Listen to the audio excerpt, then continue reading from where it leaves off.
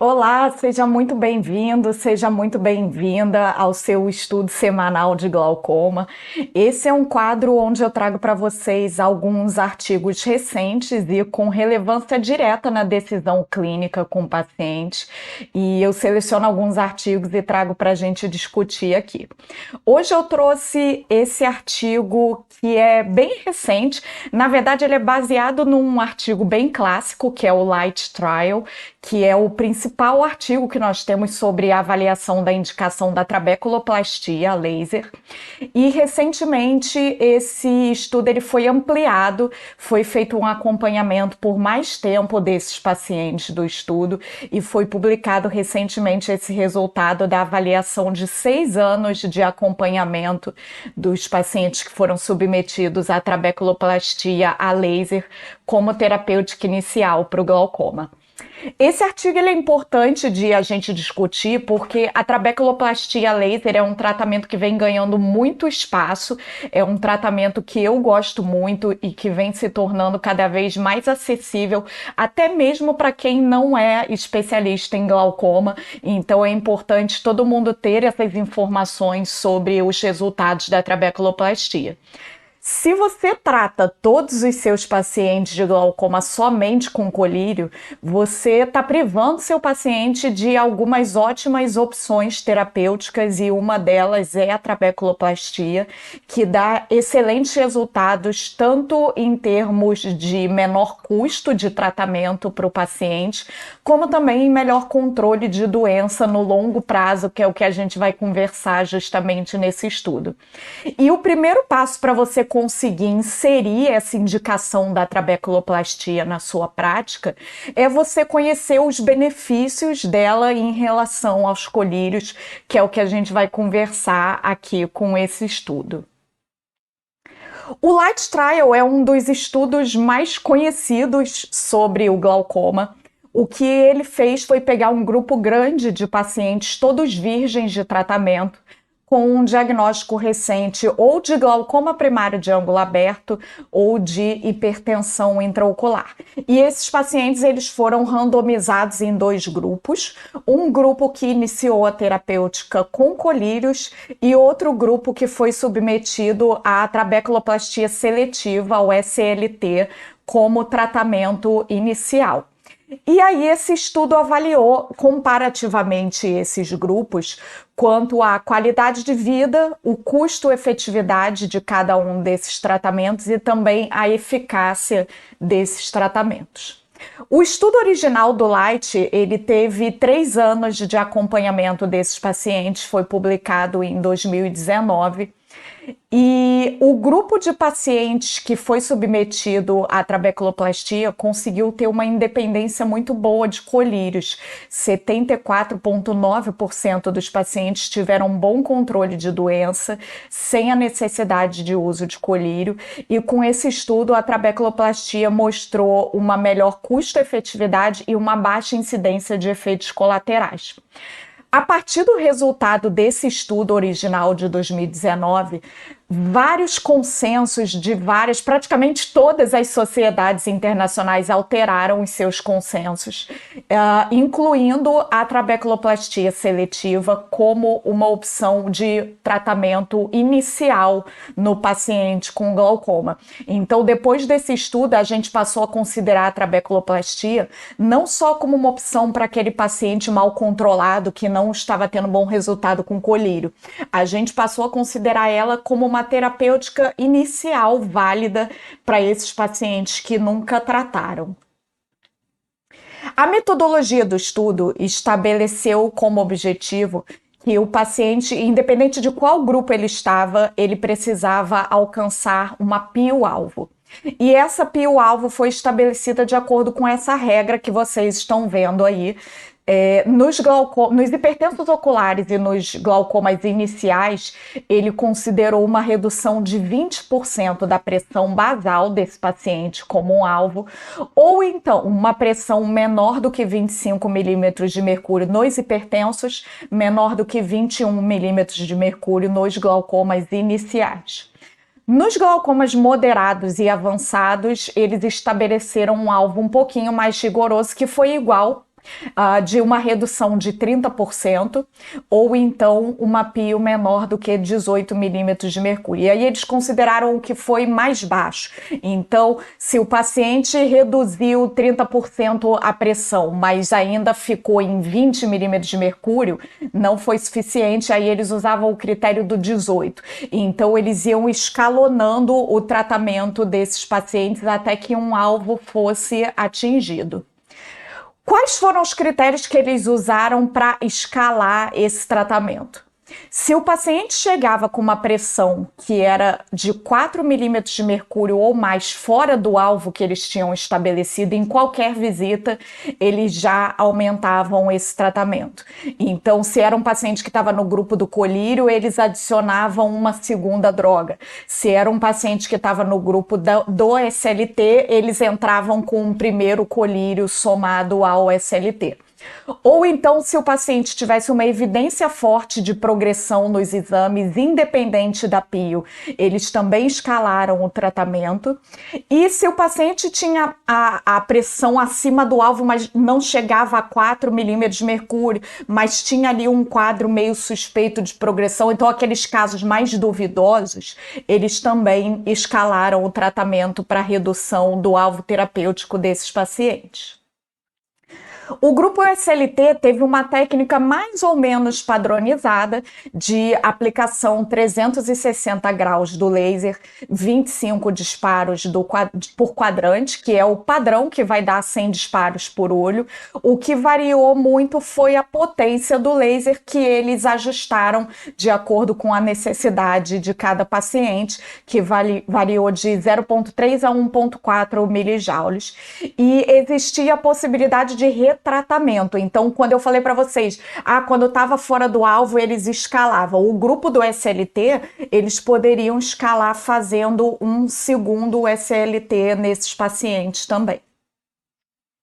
Agora, esse estudo, ele fez uma avaliação de 3 anos e ele mostrou excelentes resultados com a trabeculoplastia, mas 3 anos é um tempo de follow-up relativamente curto e a gente agora se pergunta o que acontece com esses pacientes num mais longo prazo.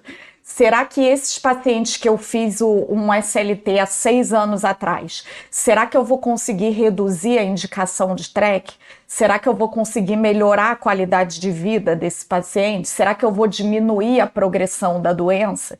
E foi pensando em responder essas perguntas que eles fizeram uma reavaliação desses pacientes. Então, cada um desses pacientes seguia o seu tratamento no seu centro de referência. Esse é um estudo multicêntrico. Então, cada um desses pacientes seguiu em acompanhamento e eles fizeram uma nova revisão desses dados recentemente, agora com 6 anos de follow-up desses pacientes. Com 6 anos de follow-up, 82,8% dos pacientes continuaram no estudo, então eles conseguiram manter muita gente do estudo original e essa amostra ela foi representativa. Esses quase 20% dos pacientes que foram perdidos, eles não alteraram ali a distribuição mais ou menos por igual dos grupos, os grupos continuaram ali bem equivalentes. E dos pacientes que usavam colírios, eles deram a possibilidade, nesses 3 anos complementares, eles deram a possibilidade de que se o paciente tinha sido randomizado para o grupo de colírio, mas o paciente tinha desejo de fazer o SLT, eles deram a possibilidade de usar o SLT ou como escalonamento ou como substituição aos colírios nos pacientes que desejavam. Vamos então ver quais foram os resultados dessa avaliação de 6 anos desses pacientes. No primeiro critério de qualidade de vida, não teve nenhuma diferença muito significativa entre os grupos. Então, o grupo que usou colírio, o grupo que fez SLT, em termos de qualidade de vida, eles foram equivalentes. Em termos de segurança, também foram equivalentes, porque nenhum dos 2 grupos teve nenhuma complicação grave que ameaçasse a visão. Então, os 2 tratamentos, tanto o colírio quanto o laser, se mostraram extremamente seguros nesse período de 6 anos. Um pequeno percentual de pacientes do grupo do SLT teve um aumento transitório da pressão depois da aplicação do laser, mas que foi resolvido sem grandes problemas. Foi uma questão transitória e autolimitada relacionada ao laser. Então, os dois tratamentos se mostraram igualmente seguros e com igual qualidade de vida para o paciente. Então, como a segurança é a mesma e a qualidade de vida é a mesma, a gente vai decidir entre um ou outro basicamente pensando na eficácia desse tratamento. Então vamos lá ver como é que foram os resultados. Ela aqui eu trouxe os resultados do estudo para vocês. Eles avaliaram diversos critérios e esses que eu marquei aí em amarelinho são os que tiveram maior significância estatística e também os que vão ter uma aplicação direta na nossa prática diária com o paciente. O primeiro critério ali que eu marquei foi o controle de pio. Como é que ficou a pressão desses pacientes? Quantos pacientes obtiveram aquele alvo terapêutico que o estudo estabeleceu? Nos dois grupos, a gente teve um percentual mais ou menos equivalente, sem diferença estatística, de pacientes que alcançaram a pio-alvo. E o nível de pressão que foi atingido entre os dois grupos também foi equivalente. Então, tanto o grupo de colírio quanto o grupo de SLT, eles também tiveram o mesmo controle de pio, a mesma quantidade de pacientes atingiu o alvo. Mas se a gente segue com essa tabela, as diferenças vão começar a aparecer já aí no próximo critério que eu grifei, que é a progressão de doença. Os hipertensos oculares, eles tiveram uma conversão para glaucoma menor no grupo da trabeculoplastia. A significância estatística disso não foi das melhores, tá? Agora, quando a gente passa para o grupo de glaucoma, a significância estatística foi bem grande de que os pacientes que trataram com trabeculoplastia progrediram menos do que os pacientes que trataram com colírio. E isso é um achado bem interessante, porque se os dois tiveram a mesma qualidade de vida, a mesma segurança e o mesmo controle de pio, por que um progride mais e o outro progride menos? Então isso mostra que a trabeculoplastia ela tem um alcance de controle de doença, além de simplesmente reduzir a pio que a gente mede no consultório. Muito provavelmente isso está relacionado a dois fatores. Primeiro, adesão terapêutica. Então pode ser que aqueles pacientes do grupo do colírio chegavam com pressão boa na consulta porque pingavam o colírio direitinho nos dias antes da consulta, mas nos outros dias eles eram um pouco mais relaxados e a doença progredia. Então uma questão é a adesão terapêutica e outra questão é flutuação de pio. Muito provavelmente esses pacientes que foram submetidos ao SLT, eles tiveram a pio muito mais estável durante o dia, enquanto os pacientes do grupo do colírio tiveram mais flutuação de pio. Então, apesar de as medidas de pio do consultório serem as mesmas, o grupo da trabeculoplastia progride menos por motivos de controle, além dessa pura e simples medida de pio do consultório. Tá? Isso é muito importante na hora de a gente pensar o que fazer com aquele paciente que a gente desconfia que a adesão terapêutica não está das melhores. Talvez a trabeculoplastia seja uma ótima opção para esse paciente. Seguindo aí com os resultados, a próxima avaliação que eu marquei aí foi a de indicação cirúrgica desses pacientes. E aí, tanto a trabeculectomia quanto a faco foram muito mais indicadas no grupo que usou colírio. Ou seja, o grupo que usou colírio progrediu mais e, consequentemente, teve uma maior indicação de TREC do que o grupo da trabeculoplastia. E o grupo do colírio também teve catarata mais cedo, então provavelmente um potencial efeito colateral aí dos colírios de toxicidade acelerando a catarata desses pacientes. E a outra marcação que eu fiz aí, a última dessa tabela, foi a de pacientes que ficaram sem nada de colírio, tá? No grupo da trabeculoplastia, obviamente a quantidade de pacientes sem colírio, ela é muito maior do que no grupo do colírio. Tem gente sem colírio no grupo do colírio, porque teve gente que foi submetida a TREC e aí ficou sem colírio pela TREC, e teve gente que quis escalonar para a trabeculoplastia. O paciente escolheu a trabeculoplastia como opção de tratamento, mas ele estava originalmente no grupo do colírio. Então acabou que nessa avaliação de 6 anos os grupos meio que se misturaram um pouco, porque no estudo original o paciente que estava no grupo de colírio, ele não podia fazer SLT. Se ele tivesse sinal de progressão, ia ser acrescentado mais colírio. Nessa ampliação do estudo, nesses 3 anos adicionais, eles deram para o paciente essa possibilidade de fazer o SLT. Então acabou que a gente teve uma quantidade muito boa de pacientes também no grupo do colírio que ficou sem colírio. Mas infelizmente muitos deles ficaram sem colírio porque foram submetidos à trabeculectomia, que acaba que não é um desfecho interessante para a gente aqui. Então a gente tem que ter isso em mente na hora de analisar esse dado, tá? Agora, interessante a gente observar, eu vou passar aqui para a gente ver a continuação. Essa é a continuação da mesma tabela de resultados, tá? Interessante a gente observar o número de procedimentos de SLT que foi feito nesses pacientes que ficaram sem colírio. Por que que eu grifei isso? Tradicionalmente, a gente sabe que o SLT é um tratamento que tem uma duração relativamente curta. Quando a gente faz um SLT, a gente espera um controle de pio em torno de 2 a 3 anos, mais ou menos, e depois aquele laser perde o efeito, e aí ou a gente vai ter que repetir esse SLT, ou a gente vai ter que acrescentar um colírio para esse paciente.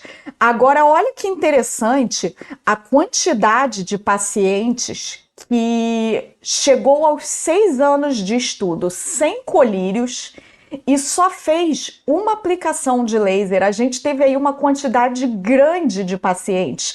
Aliás, a maioria desses pacientes que ficaram sem colírio no grupo do SLT, eles só fizeram uma aplicação. Então, talvez a gente possa ser um pouco mais otimista na hora de dizer para o paciente que a duração é de 2 a 3 anos, porque mais da metade dos pacientes que ficaram sem colírios, eles conseguiram chegar a 6 anos sem colírio. Então, a gente percebe que a resposta pessoal do paciente varia enormemente, porque se por um lado a gente tem aquele paciente que com 1 ano já voltou a usar colírio e que aí nem entrou nessa estatística dos sem colírio porque ele voltou muito cedo a usar. Por outro lado, os que funcionam por muito tempo. Então, a gente pode ser um pouquinho mais otimista com essa questão da duração. E depois que eu vi esse estudo, eu tenho repensado um pouco em como eu apresento o SLT para o paciente. Antes eu apresentava como um tratamento que tinha uma eficácia muito boa em 2 a 3 anos e que podia deixar ele esse período de tempo sem colírio. Hoje eu tenho um discurso um tiquinho diferente.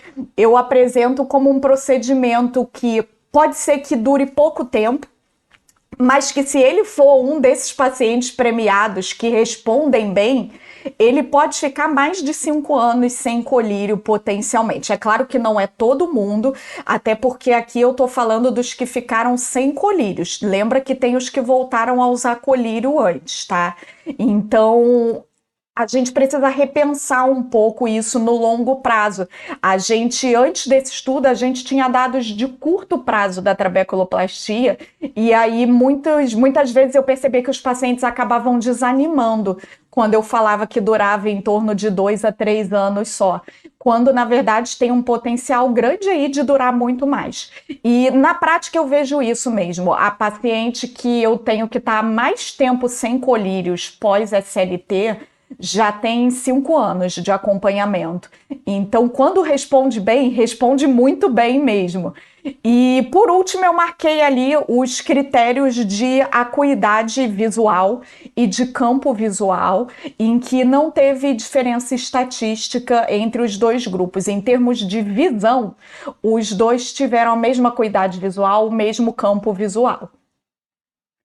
Então, a conclusão do estudo é que a gente conseguiu, nos dois grupos, a mesma segurança, a mesma qualidade de vida, mesma PIO, mesma acuidade visual, mesmo campo visual. Porém, os pacientes do SLT tiveram menos progressão de doença, isso significa menor chance de cegueira, menos intervenção cirúrgica e, obviamente, menos uso de colírio. Então, o SLT se mostrou aí um tratamento muito válido, mesmo pensando em prazos um pouquinho maiores de controle. Limitação do estudo, eu fico até um pouco sem ter o que falar, porque o estudo é muito bem desenhado, um estudo muito bem feito. A única limitação aí que eu consegui pontuar foi de que eles usaram o HRT no controle, na avaliação de progressão desses pacientes, em vez do OCT. Mas isso é um viés que vai atuar ali para os dois grupos, porque todo mundo fez o HRT em vez do OACT. Então, de certa forma, tem um viés, mas que foi um viés por igual nos dois grupos. Então, um estudo muito bem feito, com poucas limitações, e que a gente pode sim extrapolar esses resultados para a nossa prática diária. Me conta aqui nos comentários se você já tem a rotina de indicar a trabeculoplastia para os seus pacientes, ou se não tem, se você acha que esse estudo vai mudar aí a sua indicação.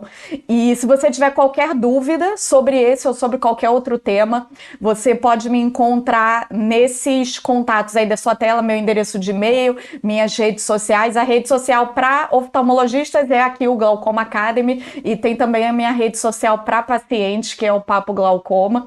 E na semana que vem a gente se encontra para discutir mais um tema relacionado ao glaucoma e para te ajudar a cuidar melhor dos seus pacientes.